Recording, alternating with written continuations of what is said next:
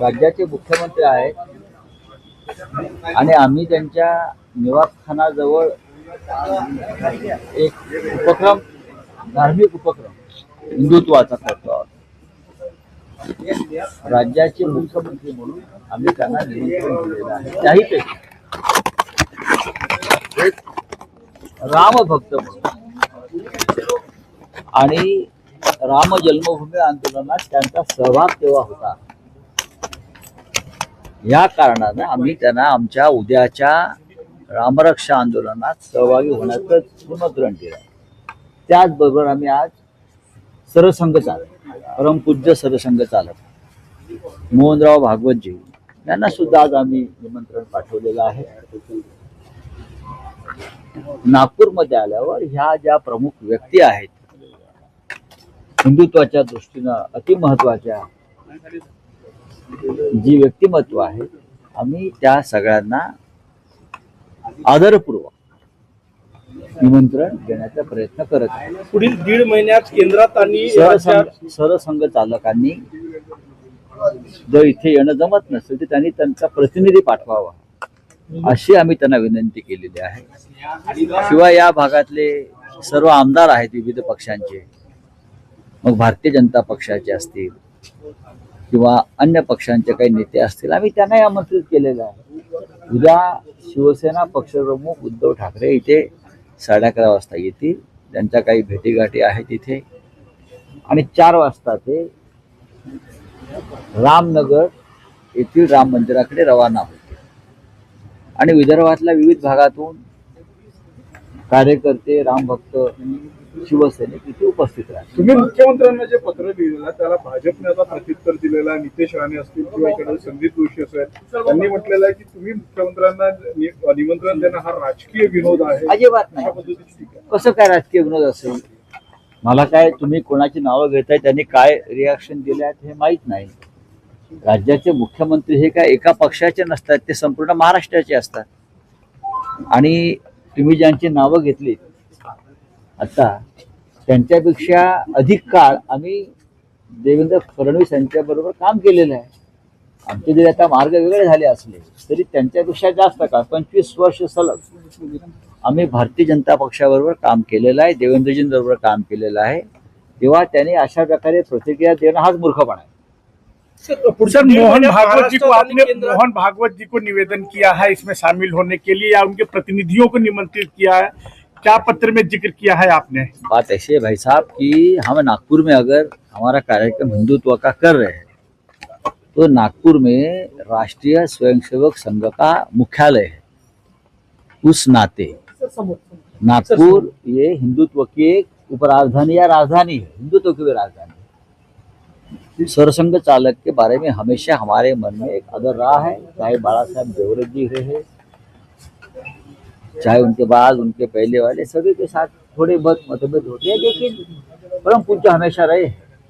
तो हमारे कर्तव्य बनता है कि हम हिंदुत्व के बारे में कुछ यहाँ बड़ा कार्यक्रम करने जा रहे हैं और शिवसेना पक्ष प्रमुख उद्धव ठाकरे जी आ रहे हैं, तो हमको मोहनराव भागवत जी सरसंघ चालक परम पूज्य, उनको एक निमंत्रण देना है हमारा कर्तव्य और धर्म भी है. कल जयंत पाटिल और जितेंद्र आव्हाड एकनाथ शिंदे से फिर से मिले.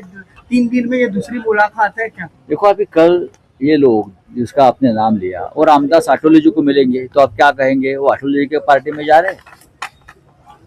इस महाराष्ट्र में और देश में इतनी पॉलिटिकल पार्टियां बन गई है, कोई ना कोई किसी से मिलते जुलते रहते हैं ना. उसका मतलब ये है कि गए पार्टी में, आए पार्टी में, जयंतराव पाटिल हो या जितेंद्र आव्हाड हो, वो सभी पार्टी के नेताओं से मिलते जुलते रहते हैं. फ्री बर्ड्स है, मिलने दो.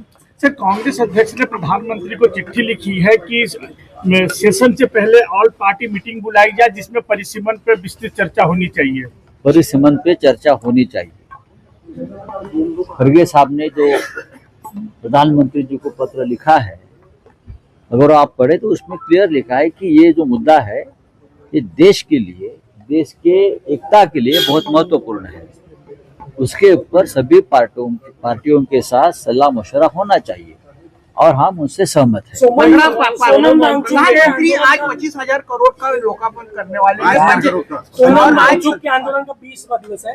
डॉक्टर ने कहा कि ऑर्गन फेलियर भी हो सकते हैं और ऐसी भी जानकारी कि उद्धव ठाकरे जी भी उनके साथ मिलेंगे। और हाईकोर्ट ने भी दिशा निर्देश दिया कि हर व्यक्ति की जान सुरक्षित होनी चाहिए। तो कर लीजिए, हाईकोर्ट को बोले आप जाइए और प्रधानमंत्री को निर्देश दीजिए और ये भी निर्देश दीजिए नीट पेपर लीक में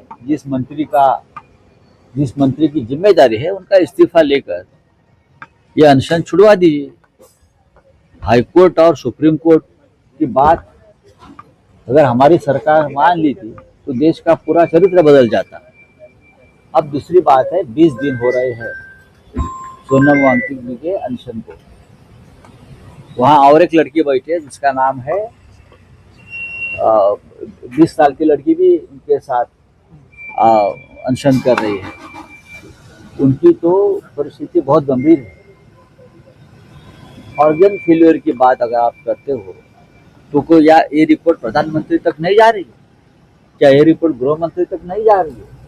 क्या ये रिपोर्ट राष्ट्रपति द्रौपदी मुर्मू के पास नहीं जा रही है? लेकिन ये सभी की संवेदना मर चुकी है। ये सभी लोग सत्ता में बैठे हैं। क्या मोदी कैबिनेट में एक भी मर्द ऐसा कोई मंत्री नहीं है? मोदी के कैबिनेट में कोई ऐसा एक मर्द मंत्री नहीं है जो मोदी के सामने कहे कि जो आप कर रहे हो गलत है और सोनम वांगचुक की जान बचाना ये देश का कर्तव्य है। ये कहने वाला एक मर्द मंत्री अगर पैदा नहीं हुआ है तो भारतीय जनता पार्टी जो है ना उसे मैं राष्ट्रभक्त कहूंगा ना उनको मैं शूर कहूंगा। फेरबदल होण्याची शक्यता आहे। दिल्ली आणि महाराष्ट्राच्या राजकारणात काही फेरबदल होण्याची शक्यता आहे। म्हणजे काय होणार असं काय वाटतं तुम्हाला काय वाटतं? मला काहीच वाटत मला एवढंच वाटतं गेल्या काही काळापासून की केंद्रामध्ये जर मोठे फेरबदल झाले तर या राज्याचे मुख्यमंत्री देवेंद्र फडणवीस हे राष्ट्राच्या सेवेसाठी केंद्रात जाऊ शकतात। त्यांची सेवा केंद्र सरकार घेऊ शकतं आणि महाराष्ट्रामध्ये भारतीय जनता पक्षाचाच एखादा वरिष्ठ मंत्री हा मुख्यमंत्री होईल। डोनाल्ड ट्रम्प असा आरोप केला की चीनने त्यांच्या देशातील 20 कोटी नागरिकांचा निवडणूक काळात डेटा चोरला, असं भारतात पण झालं असेल असं वाटतं का तुम्हाला? बघा, ट्रम्प यांनी जे ठामपणे सांगितलेलं आहे तो भारतीय निवडणूक पद्धतीत झालेल्या घोटाळ्यामुळेच सांगितलेलं आहे। भारतामध्ये सुद्धा असा घोटाळा झालेला आहे, डेटा चोरलेला आहे, मतदार चोरलेले आहेत, मतं चोरलेली आहेत। ट्रम्प यांनी भारतामध्ये झालेल्या घोटाळ्याचा जर अभ्यास केला निवडणूक मग त्यांना मोदी ही काय चीज आहे हे कळेल। नवनीत राणा ने कहा है कि